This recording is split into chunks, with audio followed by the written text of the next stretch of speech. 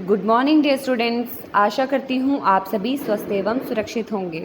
बच्चों, कल हमने आपकी भाषा माधुरी की पुस्तक में दिए गए पाठ 10 बूझो तो जाने के विषय में पढ़ा था। आज हम आपकी भाषा अभ्यास की पुस्तक में दिए गए उसी पाठ से संबंधित कुछ प्रश्न हल करेंगे। आपकी पुस्तक में पूछा गया है कि आपको बहुत सी पहेलियाँ आती हैं।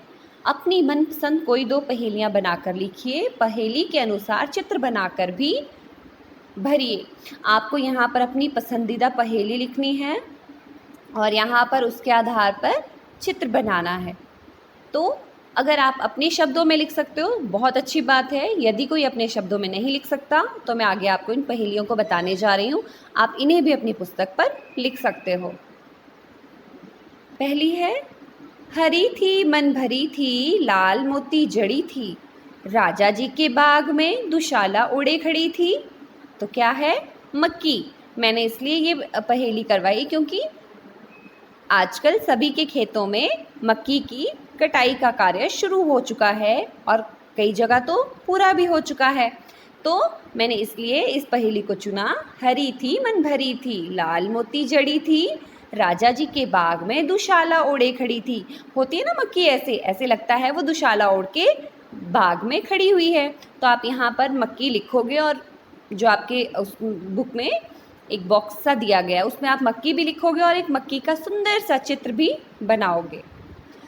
इसी प्रकार अगली पहेली है, धीरे धीरे चलता है, पानी में भी पलता है, जब कोई मुसीबत आती है तो खुद में ही छिप जाता है और एक पत्थर सा बन जाता है। तो वो है कछुआ। आप यहाँ पे कछुए का सुंदर सा चित्र बनाएंगे और उसके विषय में पहेली लिखेंगे। क्योंकि कछुआ धीरे धीरे चलता है और वो पानी में भी पलता है। आपने देखा होगा कछुआ ज़मीन पर जिस प्रकार रहता है उसी प्रकार वो पानी में भी रह सकता है, वो जी सकता है पानी में भी।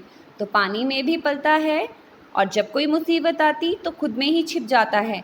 जब कछुए को कोई मुसीबत का एहसास होता है कि मुसीबत आने वाली है या मुसीबत आ चुकी है तो वो अपने आप में ही अपने जो उसके ऊपर बड़ा सा शल बना होता है उसमें अपने आप को छिपा लेता है। अपने हाथ पैर मुंह सब कुछ उसमें अंदर की ओर खींच लेता है क्योंकि वो हिस्सा उसका बहुत ही मजबूत होता है, पत्थर के समान। तो इसलिए वो अपने आप में ही छिप जाता है अपने आप को बचाने के लिए और एक पत्थर सा बन जाता है।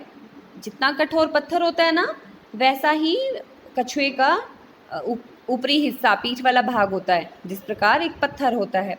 तो आज आप अपनी भाषा अभ्यास की पुस्तक पे इन दो पहेलियों को लिखोगे और उनके विषय में लिखने के बाद नाम के साथ एक सुंदर सा चित्र बनाओगे बॉक्स में और कल क्लास में जब मैं आपसे पूछूंगी तो आप उसके विषय में बताओगे। यही आपका गृह कार्य है।